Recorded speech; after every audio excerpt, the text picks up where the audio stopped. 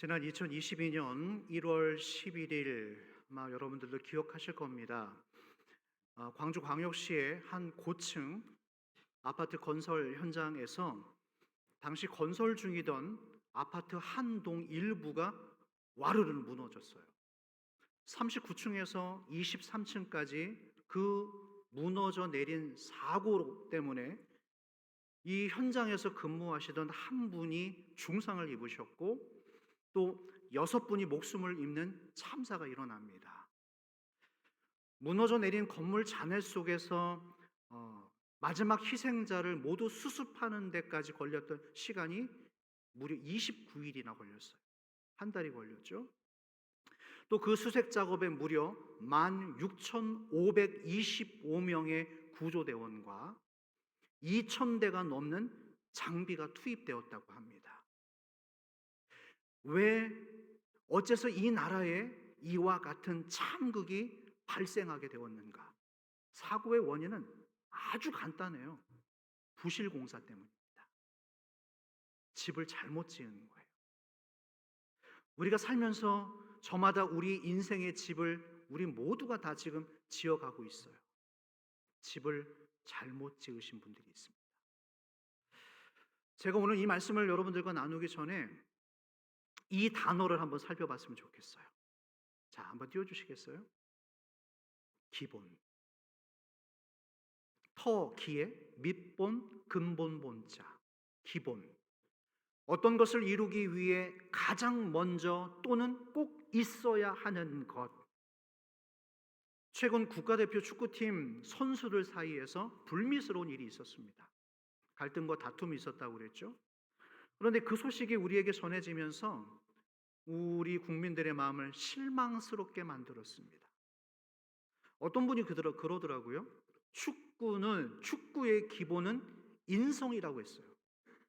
축구의 기본기는 인성이다. 인성이 기본이다. 여러분, 꼭 축구에서만 그 기본이라는 것이 필요할까요? 저는 그렇지 않다고 생각해요. 오늘 예수님께서 이 말씀을 통하여서 우리의 인생에 집을 지어가고 집을 완성한 우리들에게 집을 짓는 기본 원리에 대해서 명확하게 설명하십니다. 그 현장 속으로 여러분들을 초대합니다. 어떤 집을 지으셨는지 모르겠지만 오늘 이 말씀을 듣고 내가 집을 다시 세워야 될 필요성을 느끼신다면 다시 새로운 집을 세워주시는 은혜와 축복이 있기를 축복합니다. 우리나라 사람들의 로망, 내 집 마련.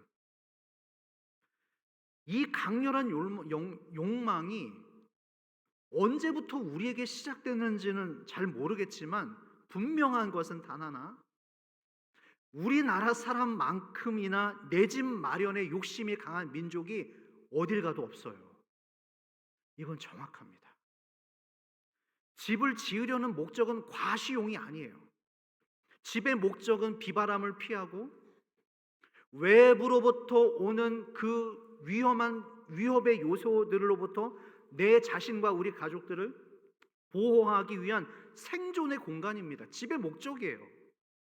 그러나 시간이 지나면서 이 목적을 상실해서 요즘 우리들에게 있어서 집이라고 하는 공간은 생존 공간을 넘어서 그 외에 많은 의미들을 부여할 수 있는 곳, 담는 곳, 그런 장소로 지금 거듭나고 있다는 거예요. 집은 두 종류의 집이 있습니다. 유형의 집과, 눈에 보이는 유형의 집과 보이지 않는 무형의 집이 있어요. 그 무형의 집이 무엇인가? 오늘 저와 여러분들이 지금까지 지었던 인생의 집이라는 거예요. 그런데 질문을 던지는 겁니다. 여러분들에게. 여러분들이 지난 수십 년 동안 애타게 밤잠 주무시지 않고 만들어내셨던 그 집이 어떤 집이냐라는 거예요. 어떤 집이 좋은 집이고 어떤 집이 나쁜 집인가, 그 기준에 대해서 주님께서 우리에게 말씀을 주십니다. 자, 25절 제가 읽어볼게요. 잘 들어보십시오. 비가 내리고 창수가 나고 바람이 불어 그 집에 부딪히되 무너지지 아니하나니. 비가 내리고 장수가 나고 바람이 불어왔는데 그 집을 때렸는데 무너지지 않았다라는 거예요. 여러분, 마찬가지로 우리 인생에 예고치 않은 이와 같은 폭풍이 몰아칠 때에 내가 세워놨던 그 집이 그 풍파를 견뎌낼 수 있는가, 견뎌내고 있는가, 그게 바로 좋은 집입니다. 거친 세상의 파도가 나에게 몰아왔을 때도 여전히 견뎌낼 수 있는 것, 그게 강한 집이겠죠. 그게 좋은 집이겠죠. 그러나 부실한 집은, 부실 공사로 세운 집은 그것을 견뎌낼 수가 없는 거예요. 우리가 경각심을 가져야 될 것이, 우리 인생에는 이처럼 예기치 못하는 비바람이 불어 닥친다라는 거예요. 어쩌면 지금 이 순간에도 그 비바람을 맞고 계시는 분들이 계실지도 모르겠죠. 신앙이 있든 없든 남녀노소 할 것 없이 우리 모두에게 인생의 폭풍이 밀려옵니다. 그러나 중요한 것은 단 하나, 그 폭풍 속에서 누가 살아남느냐라는 거예요. 인생의 폭풍 앞에서 그 집이 평수가 얼마나 되느냐, 얼마나 화려하냐, 멋지냐는 아무런 의미가 없어요. 그 비바람을 견뎌낼 수 있는 견고한 집인가, 반석 위에 세워진 집인가, 그것인 줄로 믿으시기를 바랍니다. 우리가 10년 넘게 그 이상으로 학교를 다니면서 많은 배움을 하면서 학교에서 배우지 않은 것 하나가 있어요. 그게 뭔지 아세요? 인생의 풍파를 맞고도 견디는 법, 인생의 풍파 속에서 살아남는 법, 우리는 이 과목을 배우지 않았습니다. 그저 영어 단어, 수학 공식, 과학, 물리, 그것이면 전부인 줄로 알았어요. 시험 잘 봐서 좋은 대학 진학해서 좋은 직장 가서 연봉 많이 받으면 그것이 성공인 줄로 알았어요. 그게 좋은 집을 세우는 줄로만 알았습니다. 그런데 어느 날 갑자기 우리 집에 비바람이 불어 닥치는 거예요. 폭풍이 밀려오는 거예요. 내 부모, 형제, 내 자신이 암에 덜컥 진단을 받습니다. 생각하지도 않았던 때에 잘 나가던 사업이 하루아침에 사기를 맞고 부도를 맞아서 점점점 가세가 기울어지고 병 때문에 일상생활을 제대로 할 수 없는 그런 상황에 처했습니다. 내가 그동안 심혈을 기울여서 세워놨던 그 소중한 내 집이 그 인생의 풍파에 견뎌내지를 못하는 거예요. 이 집을 세워놓으면 다 된 줄로만 알았는데 그 비바람에 견뎌내지를 못하는 거예요. 예수님께서는 늘 바쁘게 살아가는 우리들에게 우리의 인생의 핵심을 보게 하세요. 늘 핵심을 던지게 하십니다. 어쩌면 오늘 우리들에게도, 여러분들에게도 하나님께서 다시금 내 인생의 삶의 목적을 돌이켜보게 하실 것입니다. 즉, 내가 세운 집이 어떤 집이냐라는 거예요. 오늘 본문에서 두 사람을 소개합니다. 지혜로운 사람의 집과 어리석은 사람의 집, 어떤 차이가 있을까요? 한번 살펴보시죠. 자, 24절 다 같이 한번 읽어보겠습니다. 시작.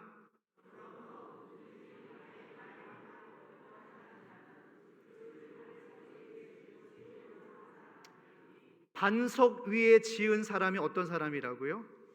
지혜로운 사람이 반석 위에 세운 사람입니다. 자, 25절도 읽어볼까요? 시작. 비가 내리고 창수가 나고 바람이 불어 그 집에 부딪히되 무너지지 아니하나니 이는 주추를 반석 위에 놓은 까닭이요. 이게 지혜로운 사람입니다. 반석 위에 집을 세운 사람. 반대로 어리석은 사람은 어떤 사람일까요? 26절에 나왔습니다. 다 같이 시작. 나의 이 말을 듣고 행하지 아니하는 자는 그 집을, 자, 어리석은 사람은 어떤 사람이라고요? 모래 위에 집을 지은 사람. 여기서 궁금증, 모래 위에 집을 세웠다라는 것이 무엇인가? 잘 들어보십시오, 여러분. 인생을 쉽게 사는 사람, 적당하게, 대충, 빨리 어떤 노력이나 대가 없이 시간에 쫓겨서 급하게 세운 집, 대충 적당하게 세운 집, 그렇게 적당하게 졌기 때문에 그렇게 쉽게 무너지는 것입니다. 적당히 지었어도 처음엔 별 문제가 없었어요. 사람이 충분히 살 수는 있죠. 평상시에는 아무 문제가 없습니다. 그러나 문제는 비바람이 몰아칠 때 상황은 완전히 달라지는 거예요. 작년에요, 제가 바닷가에 놀러를 갔어요. 그런데 그 해변가에서 아주 재미난 가족이 하나 있었어요. 4명이었습니다. 아빠, 엄마, 그리고 어린 남매, 이 4가족이 그 바닷가에서 모래성을 쌓는 거예요. 그런데 제법 잘 만들었습니다. 엄마 아빠는 연신 바가지에 물을, 이제 바닷물을 퍼와서 흙을 다져서 애들한테 주면 애들이 그 성을 만들어서 하는데 꽤 넓어요. 그리고 이거는 뭐 좀 덧붙이면 작품이라고 할 정도로 잘 만들어 놓은 모래성이었습니다. 그래서 제가 유심히 보다가 이제 산책을 하러 갔어요. 한번 돌고 오는데 한 30분 정도가 지났을까? 재미나는 일이 발생했습니다. 제 심보가 못 됐는지 모르겠지만 이제 그 30분 어간에 바닷물이 이제 들어오는 거예요. 들어오니까 그 4명의 가족들이 막 분주하게 세워놨던 그 모래성이 반쯤 정도 다 물에 그냥 여지없이 쓸려 나가는 거예요. 그러니까 아이들이 그것을 막아보려고 막 그 꼬맹이들이 어떻게 막 하는데 부질없죠. 모래 위에 세운 집이 바로 그것입니다. 아주 빠르고요, 아주 쉬워요.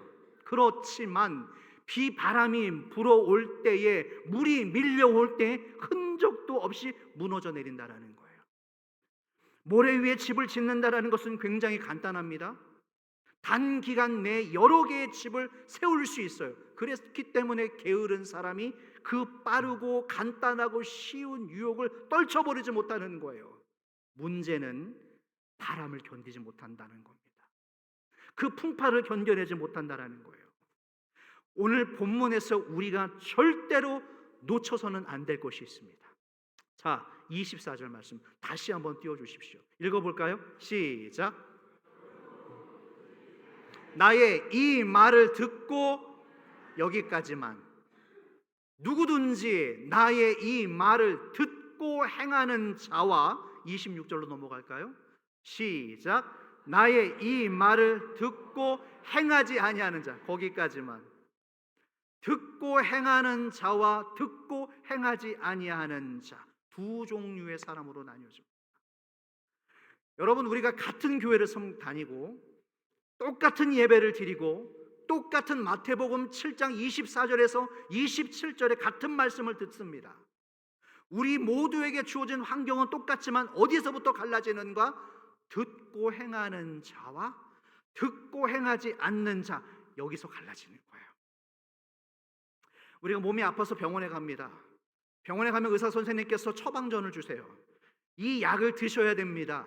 그래야만 병을 고칠 수 있습니다. 처방전을 받아서 약국에 갑니다. 약을 받았으면 약을 드셔야 돼요. 약을 드셔야지만 그 병을 고칠 수 있는 거예요. 사랑하는 여러분, 하나님의 말씀이 내 영혼을 살리는 처방전일진데 그 말씀을 듣고도 먹는 사람과 먹지 않는 사람으로 나뉜다라는 거예요. 목사님, 저는 오랜 적부터 교회를 다녔는데 왜 제 신앙에는 기쁨이 없을까요? 내 안에는 왜 만족감이 없을까요? 내 안에는 왜 성장이 없을까요? 어쩌면 말씀을 듣기는 했지만 먹지는 않았던 거예요.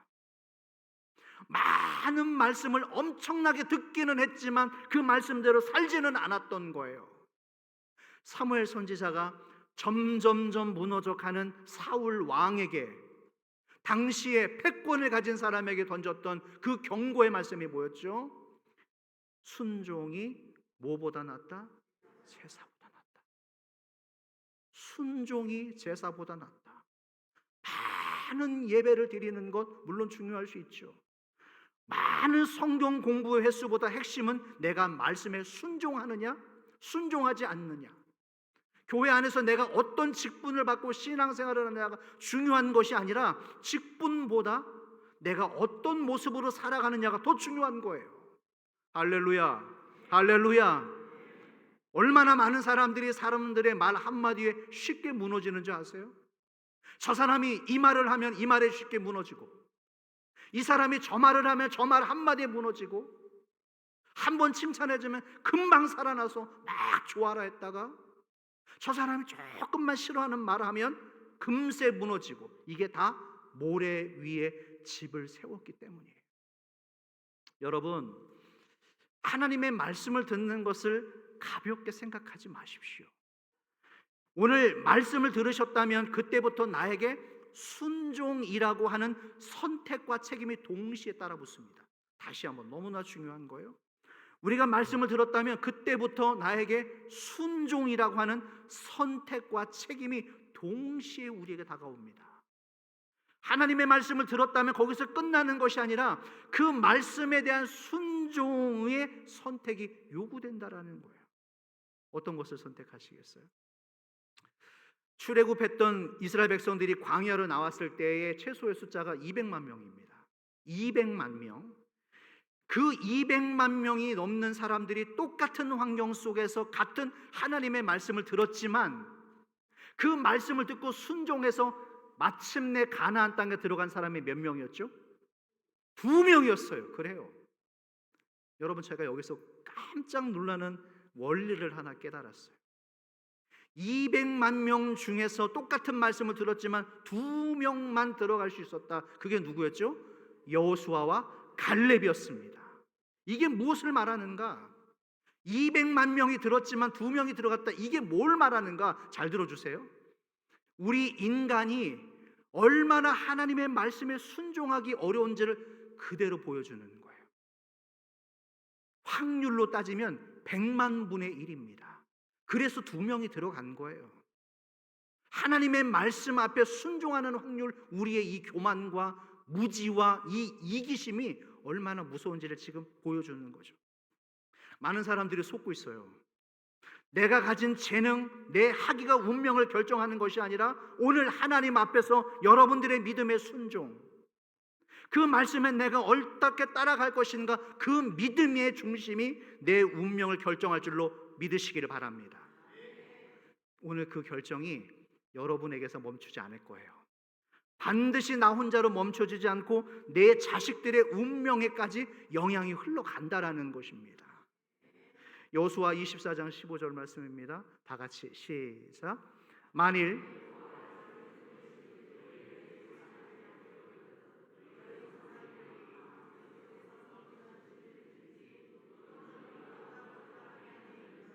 아모리 족속의 신들이든지 너희가 섬길 자를 오늘 택하라. 오직 나와 내 집은, 할렐루야, 오직 나와 내 집은 여호와를 섬기겠노라. 오직 나와 내 집은 여호와만을 섬기겠노라. 할렐루야. 이 말씀을 받고도 순종하지 않는 것, 자기 고집을 꺾지 않기 때문에 부실공사가 되는 거예요. 그래서 집을 자꾸만 잘못 세워져 가는 겁니다. 청년들이 배우자를 만나서 결혼을 해서 이 가정이라고 하는 집을 세워갑니다. 그런데 요즘 많은 청년들이 자꾸 모래 위에 집을 세우려고 해요. 그게 뭐냐? 돈만 보고, 외모만 보고, 학위만 보고 사람을 만나려고 해요. 이게 다 모래 위에 세우는 결혼입니다. 자녀 교육도 집을 짓는 거예요. 우리나라만큼이나 교육열이 높은 나라가 또 없습니다. 아이들이 태어나는 순간부터 어떻게 해서든 부모는 최고의 것을 심어주려고 해요. 최고의 유모차, 명품 유모차, 최고의 음식, 최고의 학원, 최고의 대학 보내려고 부모는 자기 몸이 부서지도록 헌신하면서도 정작 가르쳐야 될 것을 가르치지 않아요. 하나님의 말씀, 하나님을 예배하는 것, 신앙을 물려주는 것을 대단히 가볍게 생각하는 경우가 많습니다. 하지만 여러분, 제 아무리 좋은 것을, 최고의 것을 물려줬다 해도 말씀을 가르치지 않는다, 신앙을 전수하지 않는다, 그게 다 바로 모래 위에 내 자식을 세우는 것과 똑같은 거죠. 남자분들 여기 많이 계시죠? 사업하시는 분들, 비즈니스 하는 것도요, 집을 짓는 것입니다. 단순히 돈만 벌어들일 목적이라면 그 수준을 넘어가질 못해요. 여러분들의 그 경영 철학 안에, 준비하고 계시는 사업의 준비 계획 안에 과연 하나님의 말씀이 얼마나 들어가 있는지. 자영업 하시는 분들, 지금 여러분들이 자영업하는 그 원리 안에 그 믿음과 신앙의 철학이 얼마나 들어가 있는지 그것을 한번 살펴보십시오. 나는 말씀이고 믿음이고 뭐고 돈만 벌면 된다. 어떻게든 잘 먹기만 되면 된다. 아무리 많은 돈을 벌었어도 그런 사람의 인생은 피폐해져 간다는 거예요. 제가 언젠가 아프리카에서 선교하시는 선교사님의 아주 귀한 말씀을 들었어요. 이분이 생각하는 겁니다. 이 아프리카 민족의 가난이 왜 자꾸 대물림되고 또 대물림되고 이 사람들이 왜 못 살 수밖에 없는가?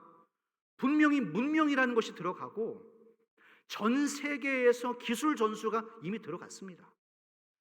수많은 선교사님들, NGO 단체들에서 복음이 들어갔음에도 불구하고 왜 여전히 이 사람들은 못 살 수밖에 없는가? 이 선교사님이 너무 중요한 것을 지적했어요. 제가 깜짝 놀랐습니다. 이분들이 이 선교사님이 말하기를 복음을 들었지만 문명과 기술과 전문 지식을 습득했지만 듣고 실천하는 사람들이 없었다라는 거예요. 이해되십니까? 이 이야기를 듣고 실천하는 사람들이 그 나라에 거의 전무했대요. 받기만 했을 뿐, 받는 것을 좋아했을 뿐, 받은 것에 만족했을 뿐, 새로운 집을 지으러 가는 노력, 용기, 도전 정신이 없었다라는 거예요. 그저 빨리빨리 세우는 집, 오늘 하루만 버텨낼 수 있는 집, 단기간에만 버틸 수 있는 집에 이 사람들이 만족했다라는 것입니다. 이게 바로 가난의 대물림의 원인이었다라는 거예요. 놀라운 인사이트다. 여러분, 이 설교 준비하면서 제가 동화 한 편을 봤어요. 아기 돼지 삼형제. 아기 돼지 삼형제. 벌써 웃으신다라는 건 이해가 되시는 거예요.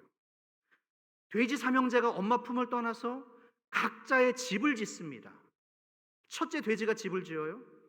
어떤 집을 지었죠? 이 적당하게 지푸라기로 얼키설키 초가집을 짓습니다.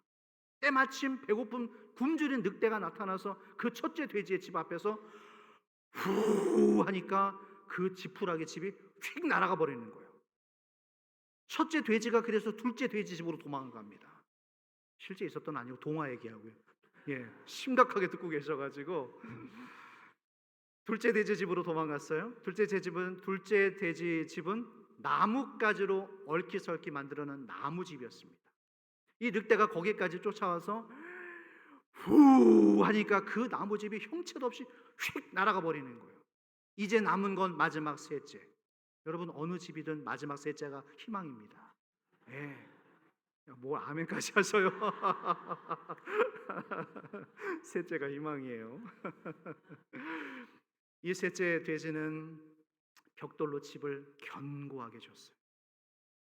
형들이 대강대강 집을 짓고 난나늘로 놀고 있을 때 이 막내 돼지는 집을 견고하게 짓습니다.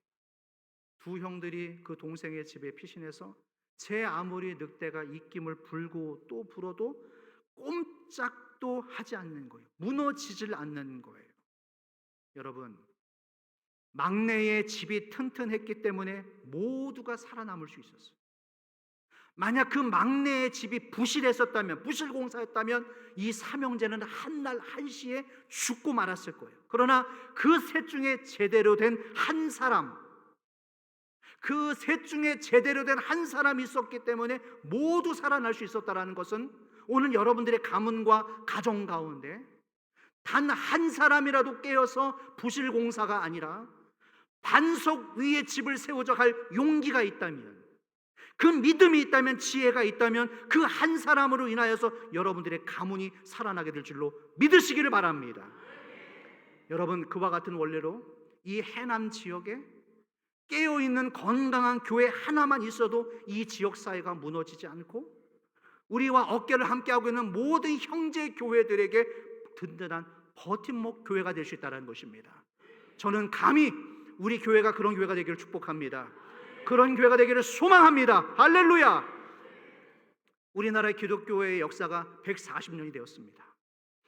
그동안 기독교는 이 나라 성장에 큰 기여를 했어요. 하지만 지금 우리는 이 땅은, 이 민족은 크고 작은 어려움 가운데 있어요. 왜 그랬을까요? 그동안 그저 적당하게 쉽게 지어놨던 집들이 이제 더 이상 버텨내지 못할 그런 한계에 다다른 거예요.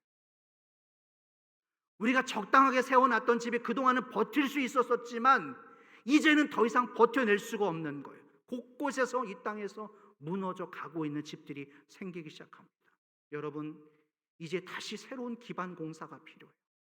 100년을 내다보고 우리나라와 민족을 위해서 다시금 새롭게 집을 지어갈 믿음의 사람들이 필요하다는 것입니다. 할렐루야. 그렇다면 오늘 이 말씀을 받은 저와 여러분들이 하나님의 백성답게 여러분들의 삶의 현장 속으로 돌아가셔서 부실하게 세워진 그 건물들을 여러분들의 중심으로 기꺼이 허물고 다시 하나님의 말씀과 반석 위에 든든하게 세워지는 것, 바로 그것이 우리 모두의 이 시대의 사명인 줄로 붙드시기를 축복합니다. 우리 교회에 주신 사명, 많은 사람들이 와서 부흥하는 것 물론 좋을 수 있죠. 하지만 우리의 부흥에 우리 교회의 가장 큰 본질은 단 하나, 교회다움을 잃지 않는 것. 우리 교회가 하나님의 말씀 위에 서는 것, 그 기초 작업, 그 공사 이후에 주신 사명을 온전히 감당하는 저와 여러분들 되시기를 주의 이름으로 축복합니다. 말씀을 정리해 가겠습니다. 오늘 이 설교를 듣고 계신 분들 가운데 집이 무너져 계신 분들이 있을 거예요. 직장, 사업, 가정, 건강, 이 모든 집들이 무너져 내려서 정말 어찌할 바를 모르고 계신 분이 계신다면 여러분 기억하십시오. 다시 시작하십시오. 다시 집을 세워져 가십시오. 다시 세우면 됩니다. 하나님은 우리를 징계하시지만 또 동시에 사랑의 하나님이세요. 내가 회개하고 내가 다시 하나님께로 돌아갈 용기가 가지고 있다면, 믿음을 가지고 있다면 무너져 내린 우리의 집을 하나님께서 다시 세워줄 줄로 믿습니다. 그 전에 오늘 한 가지 우리 이거 하나 합시다. 회개하는 거예요.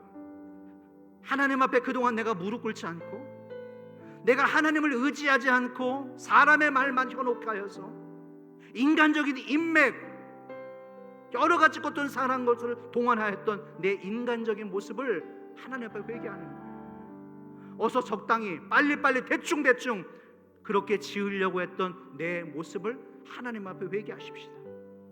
내가 오랜 시간 예수 믿는다고 하면서 하나님의 방식을 따르지 않고 하나님의 말씀을 듣고도 순종하지 않고 세상 방식대로 세상 사람들처럼 사업하고 세상 사람들처럼 내 욕심대로 아이들을 키우려고 했던 나의 이 모래 위에 세운 집을 하나님 용서해 주십시오. 내가 이 어려운 시대 가운데 하나님의 말씀대로 살지 못했던 것을 용서해 주십시오. 또는 어디서부터 무너지고 있는지 걷잡을 수 없이 무너지고 있는 분들이 계신다면 하나님, 저의 집을 용서해 주십시오. 저의 무지함을 용서해 주십시오. 이제라도 다시 내가 하나님의 말씀 위에 반석 위에 집을 세워져 나갈 수 있는 은혜를 주십시오라고 기도할 때 이번 한 주간, 아니 여러분들의 남은 삶 가운데 새로운 놀라운 역사가 일어나게 될 줄로 믿으시기를 축원합니다. 축복합니다. 건강한 집을 세워져 나가시는 여러분 되기를 축복합니다. 할렐루야. 우리 이 찬양 드리면서 결단하며 나갈까요? 내 눈 주의 영광을 보내 믿음으로 찬양하며 나아갑니다.